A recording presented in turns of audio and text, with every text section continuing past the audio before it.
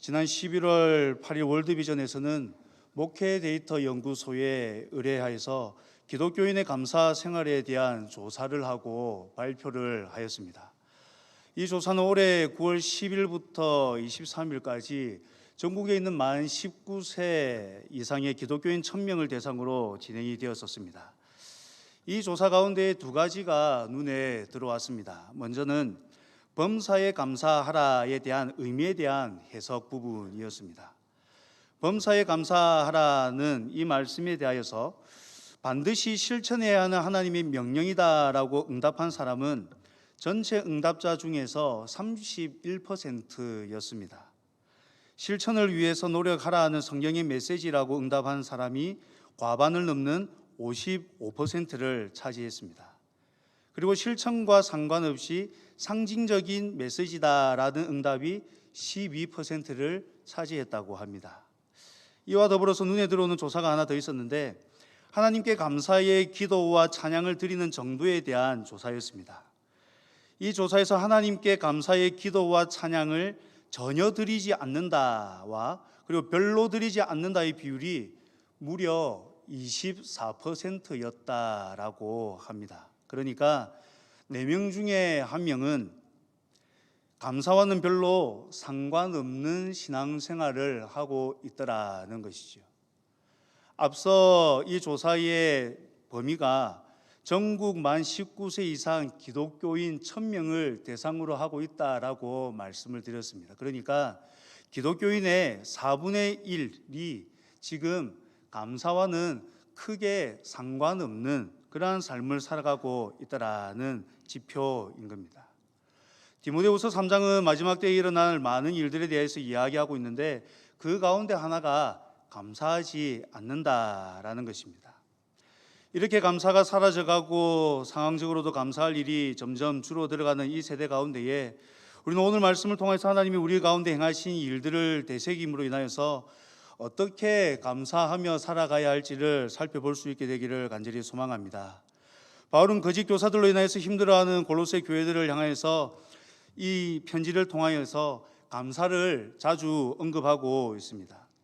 바울이 이처럼 감사를 자주 언급하는 이유는 감사가 성도의 본분이자 동시에 거짓 교사들의 위협을 막아내는 중요한 대책이기 때문입니다.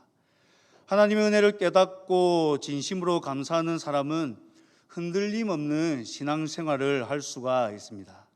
우리 역시 하나님이 우리에게 허락하신 은혜를 기억함으로 감사가 넘치는 신앙생활을 할 수 있게 되기를 간절히 소망합니다. 바울이 골로새 교회 성도들로 하여금 먼저 상기시켜주고 있는 것은 그들이 그리스도 예수를 주로 받았다라는 것입니다. 우리 6절 말씀을 함께 한번 읽어보겠습니다. 6절입니다. 그러므로 너희가 바울은 먼저 골로새 교회 성도들을 향하여서 그러므로 너희가 그리스도 예수를 주로 받았으니라고 이야기하면서 그들이 그리스도 예수를 주로 받았다라고 이야기를 하고 있습니다. 우리가 그리스도 예수를 주로 받았다라고 할 때에 먼저 기억해야 할 것은 두 가지입니다. 먼저는 예수님이 우리의 구원자가 되신다라는 것이고 또 하나는 예수님이 우리의 주님이 되신다라는 것입니다. 모든 사람이 죄를 범하였습니다. 그로 인하여서 하나님의 나라에 들어갈 수 없었습니다. 하나님과의 관계가 단절되었고 죄에 사로잡혔고 죽음의 권세 아래에 놓이게 되었습니다. 하나님과의 관계가 회복되는 방법은 단 하나, 구원자 되시는 예수 그리스도밖에는 없었습니다.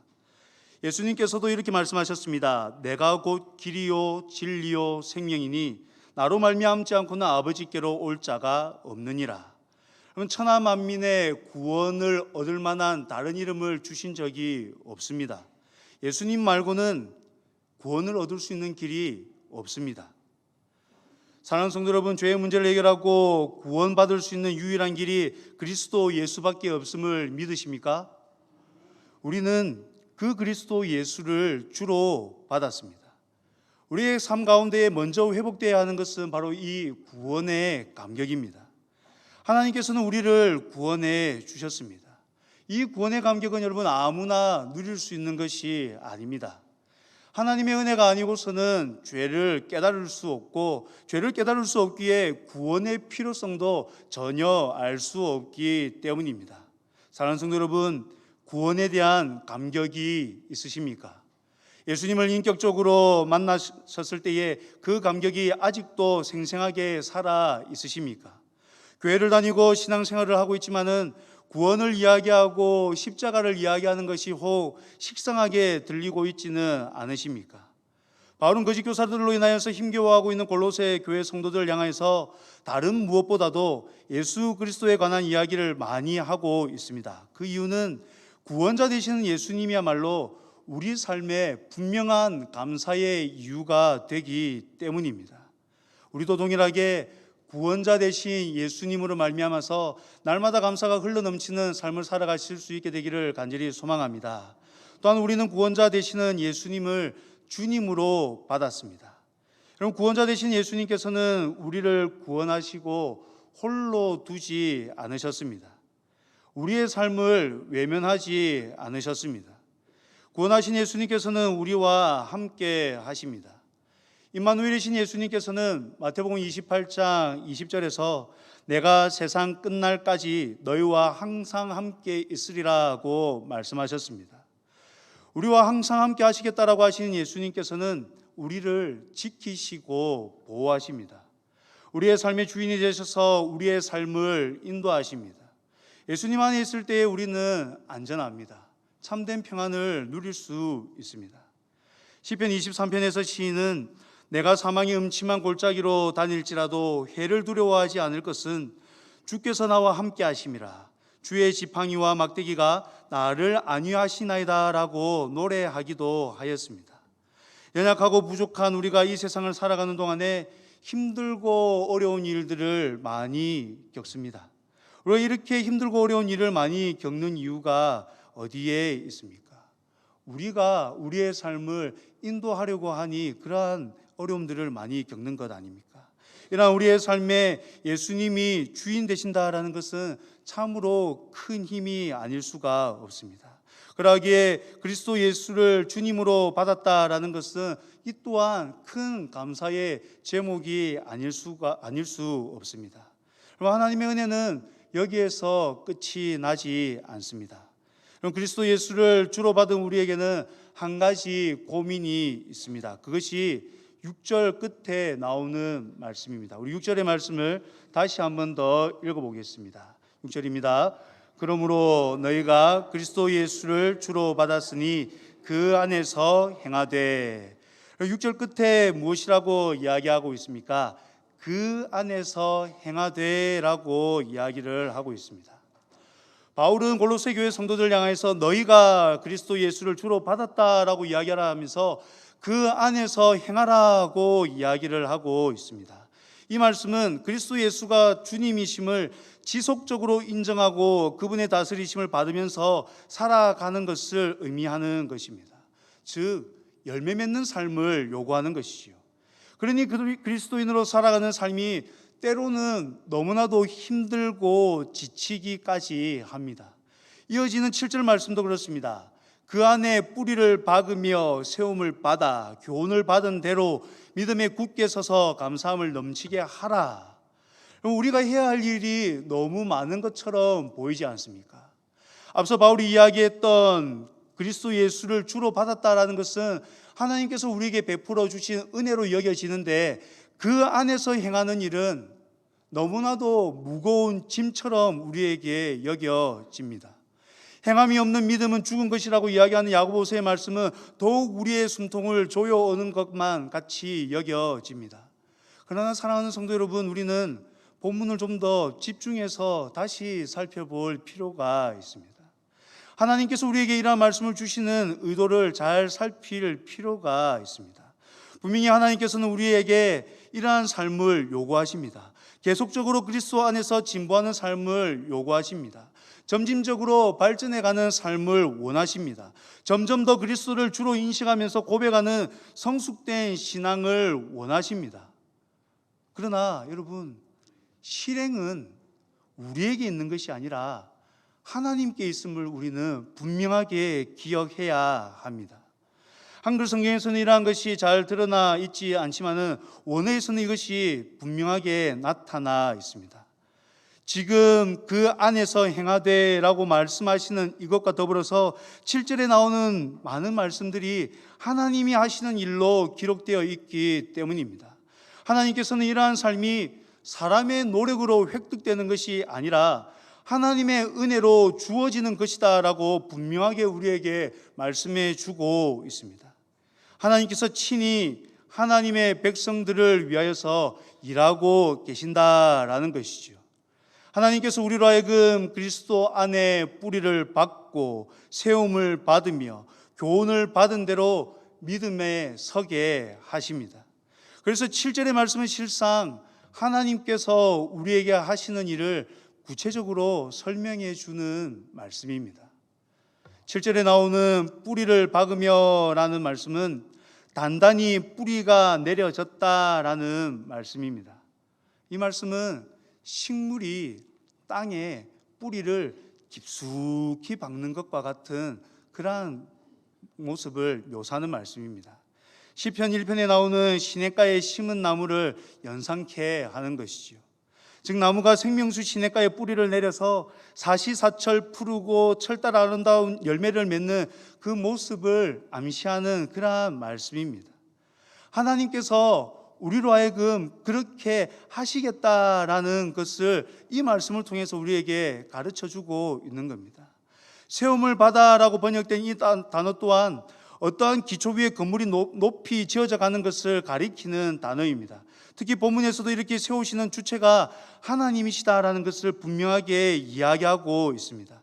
인간은 단지 여기에 순응하는 존재라는 것을 여기에서 보여주는 것이지요. 건물을 든든하게 세우고 더 튼튼하게 세우는 그것 하나님께서 하시겠다라는 것입니다. 또한 굳게 서서라는 말은 고대 파피루스에서 법적 계약을 확인하거나 보증하는 것을 나타내는데 사용하는 표현이기도 합니다. 여기에서 우리가 주목해야 하는 것은 앞서도 말씀드린 것처럼 이 모든 것들의 주체가 하나님이시다라는 것입니다.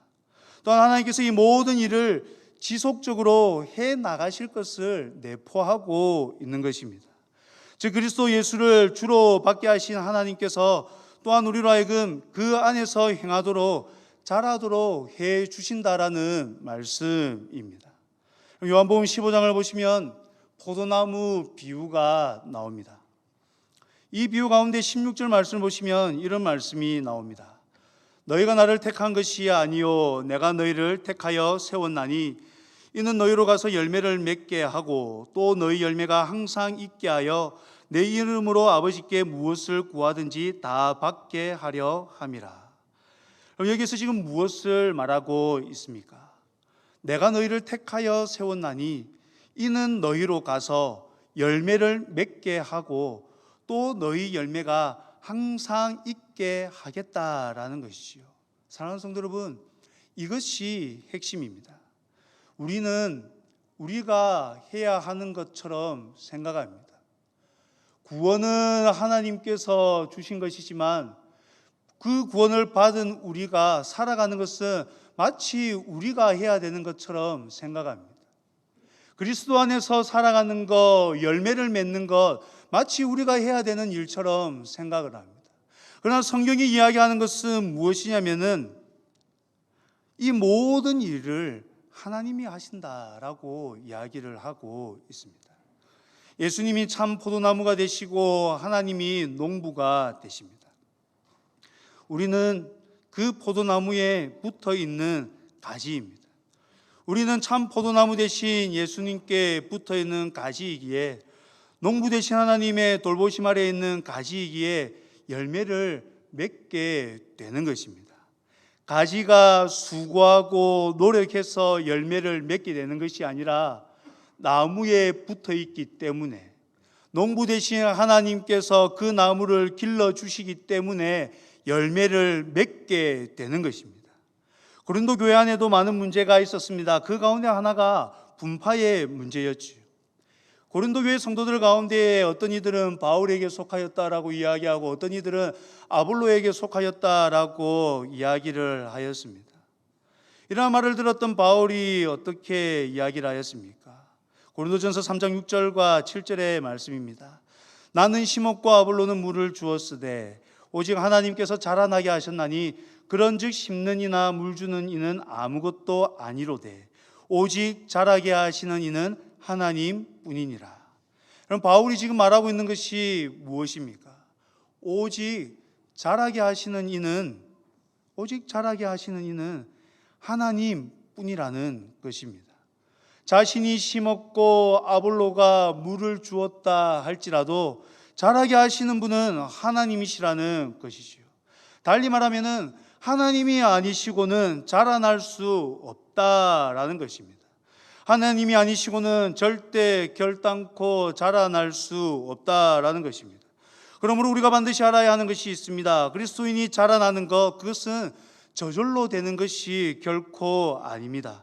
스스로 되는 것도 결코 아닙니다. 누군가의 도움이 있어서 내가 열심히 해서 그런 것이 아니라는 사실입니다. 바로 하나님이 해 주셔야 하는 것입니다. 오늘 본문이 있는 골로새서에서도 이 자라게 하신다라는 표현이 종종 등장합니다. 1장 10절도 이렇게 이야기합니다. 주께 합당하게 행하여 범사에 기쁘시게 하고 모든 선한 일의 열매를 맺게 하시며 하나님을 아는 것에 자라게 하시고, 2장 19절도 이렇게 이야기합니다. 머리를 붙들지 아니하는지라 온몸이 머리로 말미암아 마디와 힘줄로 공급함을 받고 연합하여 하나님이 자라게 하심으로 자라느니라. 성경이 계속해서 우리 가운데 이야기하고 있는 것은 무엇입니까? 그리스도인으로서 살아가는 것, 그리스도 안에서 살아가는 것, 이 모든 것이 우리의 힘과 노력으로 얻어지는 것이 아니라 하나님께서 하시는 일이다라고 이야기하고 있는 것입니다. 사랑하는 성도 여러분, 그리스도인으로서 살아가는 것, 이 모든 것은 하나님의 은혜로 말미암아 주어지는 것입니다. 그러하기에 그리스도인은 하나님께서 베풀어 주신 그 은혜로 말미암아 날마다 감사하며 살아갈 수밖에 없는 것이지요. 빌립보서 2장 13절은 또한 이렇게 이야기합니다. 너희 안에서 행하시는 이는 하나님이시니 자기의 기쁘신 뜻을 위하여 너희에게 소원을 두고 행하게 하시나니. 그럼 우리 안에서 행하시는 하나님이 하나님의 기쁘신 뜻을 위하여서 우리에게 소원을 두어 행하게 하십니다. 우리로 하여금 자연스럽게 선택하여서 행할 수 있도록, 우리의 자유의지로 하여금 선택하여서 행할 수 있도록, 하나님께서 원하시는 그 뜻을 따라서 행할 수 있도록 우리의 삶을 이끌어 가신다라고 성경이 분명하게 이야기를 하고 있습니다. 우리는 우리가 해야 되는 것처럼 생각하고 우리가 마치 하는 것처럼 생각하고 있었지만은 실상 그것이 아니라 하나님이 하고 계신다라고 성경이 우리에게 이야기해 주고 있는 것입니다. 그러니 여러분, 우리가 해야 하는 일은 감사밖에 없는 것이죠. 사랑하는 성도 여러분, 우리는 오직 하나님의 은혜로만 살아가는 사람임을 고백해야 합니다. 구원받은 이후의 삶이 마치 내가 살아내야 하는 삶처럼 보이지만은 실상은 그렇지가 않습니다. 구원이 하나님의 은혜로 주어졌던 것처럼 구원 이후의 삶 또한 하나님의 은혜로 우리에게 주어지는 것입니다. 뿌리를 받게 하고 세우고 교훈을 받은 대로 믿음에 굳게 서게 하는 이 모든 일을 하나님이 하십니다. 하나님이 이루어 가십니다. 우리의 삶의 여정도 가만히 되돌아 보십시오. 이제까지 살아왔던 삶의 흔적들을 돌아보면 무엇을 발견하게 됩니까? 우리의 삶 가운데 역사하셨던 하나님의 흔적들을 발견하지 않으십니까? 나를 도우셨던 그 하나님의 발자취를 발견하게 되지 않으십니까? 힘들고 어려울 때 나를 도우시고 힘주셨던 그 발걸음을 발견하게 되지 않으십니까? 추수감사절을 맞이하면서 한 해를 돌아보셨을 때에 힘들었던 기억들 사이에 그래도 감사의 제목들이 있는 것을 발견하지 않으셨습니까? 그 감사의 제목들 가운데에 하나님의 도우심의 흔적, 하나님의 동행하심의 흔적을 발견하지 않으셨습니까? 가만히 살펴보면 참 힘들고 어려웠다라고 하지만 우리의 삶을 자세히 들여다보면 하나님의 도우심을 발견할 수밖에 없습니다. 하나님의 동행하심에 대한 좋은 예화가 하나 있습니다. 어느 날 밤 어떤 사람이 꿈을 꾸었습니다. 주님과 함께 해변을 걷고 있는 꿈이었습니다. 하늘 저편에 자신의 인생의 장면들이 번쩍이며 비쳤습니다. 한 장면씩 지나갈 때마다 그는 모래 위에 난 두 쌍의 발자국을 보았습니다. 하나는 그의 것이었고 또 다른 하나는 주님의 것이었습니다. 인생의 마지막 장면이 비쳤을 때에 그는 모래 위의 발자국을 돌아보았습니다. 그는 자기가 걸어온 길에 발자국이 한 쌍밖에 없는 때가 많다라는 사실을 알아챘습니다. 그때가 바로 그의 인생에서는 가장 어렵고 슬픈 시기들이었다라는 것도 알게 되었습니다. 그것이 몹시 마음에 걸려서 그는 주님께 물었습니다. 주님께서는 제가 당신을 따르기로 결심하고 나면 항상 저와 함께 동행하시겠다고 하셨습니다. 그런데 지금 보니 제 삶의 가장 어려운 시기에는 한 쌍의 발자국밖에 없습니다. 제가 주님을 가장 필요로 했던 시기에 주님께서 왜 저를 버리셨는지 모르겠습니다. 주님께서 대답하셨습니다. 나의 소중하고 소중한 아들아, 나는 너를 사랑하기 때문에 너를 버리지 않는다. 내 시련과 고난의 시절에 한 쌍의 발자국만 보이는 것은 내가 너를 업고 간 때이기 때문이니라. 여러분, 우리는 아니었다고 하지만 가만히 돌아보면 지금까지 지내온 것이 하나님의 은혜임을 고백할 수밖에 없습니다. 지쳐 쓰러지고 싶을 때마다 나를 일으켜 주시고 나로 하여금 새 힘 주시는 분이 계셨습니다. 지금 자신의 모습을 바라보며 하나님의 은혜였음을 고백하지 않으실 분이 누가 있으십니까? 우리는 모두가 하나님의 은혜를 경험한 자입니다. 우리는 하나님의 은혜 속에서 살아가고 있는 자입니다. 하나님께서 우리로 하여금 그리스도 예수 안에 뿌리를 박으며 세움을 받아 교훈을 받은 대로 믿음에 굳게 서서 살아가게 하셨습니다. 하나님의 일하심을 경험한 우리가 여러분 어찌 감사하지 않을 수 있겠습니까? 사랑하는 성도 여러분, 주님이 우리와 함께 하십니다. 여러분, 주님이 우리와 함께 하십니다. 우리와 동행하시는 하나님을 경험하며 누리며 살아가시기를 간절히 소망합니다. 여러분, 누리는 삶을 살아야 합니다.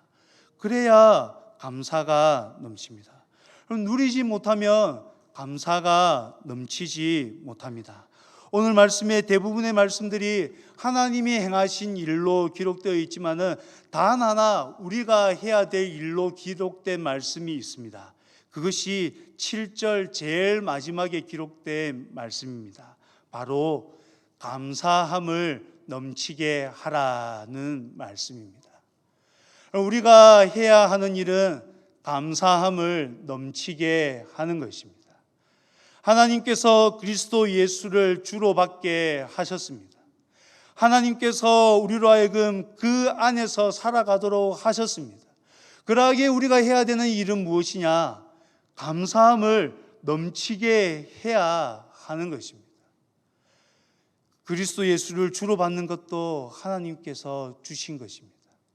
그 안에서 살아가게 하는 것도 하나님께서 주신 것입니다. 그러하기에 우리가 할 수 있는 것은 딱 하나, 감사밖에 없는 것이죠. 우리의 삶의 모든 것을 돌아볼 때에 하나님의 은혜밖에 남는 게 없으니 감사밖에 없는 것입니다. 다른 사람들과 비교해서 볼 때에는 좀 부족하고 좀 연약해 보이는 것들이 있다 할지라도 가만히 들여다보면 하나님의 동행하심, 하나님의 은혜밖에 발견할 수밖에 없으니 감사할 수밖에 없는 것입니다. 여러분, 하나님께서는 우리에게 은혜를 다하여 주셨습니다. 하나님께서 우리와 동행하여 주셨습니다. 우리가 해야 하는 일은 감사입니다. 사랑하는 성도 여러분, 하나님께서 우리에게 더하여 주신 그 은혜로 말미암아서 날마다 감사함을 넘치게 하시며 살아가시는 성도님들이 되시기를 간절히 소망합니다.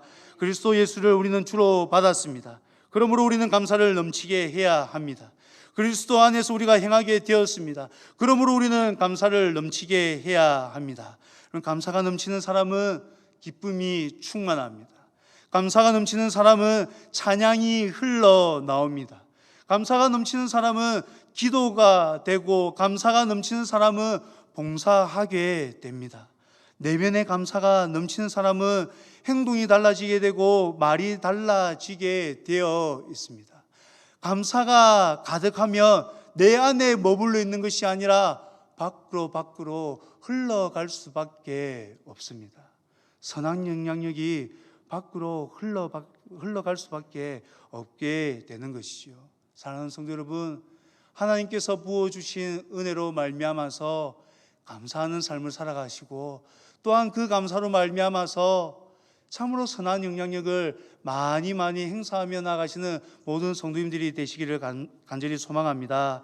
하나님이 베푸신 은혜를 생각하시면서 하루의 감사로 그치는 것이 아니라 평생의 감사로 나가시는 모든 성도님들이 되시기를 간절히 소망합니다.